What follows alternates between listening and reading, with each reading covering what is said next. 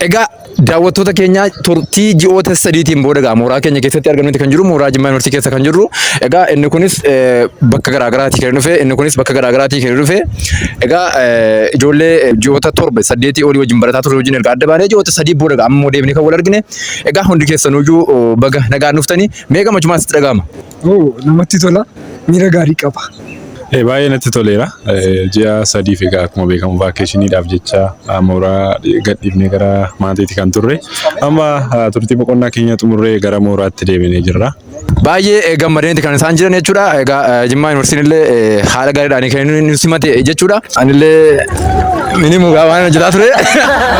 Egaa mee kaameraa maaliin keenya immoo mee dhufe waan inni jiru tokko dhaggeeffanna. Haalli duratti turellee asii erga deemnee booda tajaajila garaagaraa kennaa turre naannoo keenyatti jechuudha. Tajaajila tola ooltummaa karaa baruu fi barsiisuutiin akkasumas namoota dadhaboo gargaaruudhaan kanarratti dabarsaa turre. Egaa achas deebinee immoo kun gammachuudhaan deebinee manni barumsichallee yookaan immoo gibbii yuunivarsiitii Jimmaa jechuudha. Haala gaariin nu keessummeessee wantoota duraan hanqina qaban san fooyyessee argamuun isaa immoo nuun akka gammachuu guddaatti nutti dhagahame. Saneen irratti illee numus ijoollee hiriyoota gaggaarii duraan addaan baane walitti deebi'uun kana caalaa waan gammachuu addaa hin argamu waan ta'eef gammannee jirra jechuudha.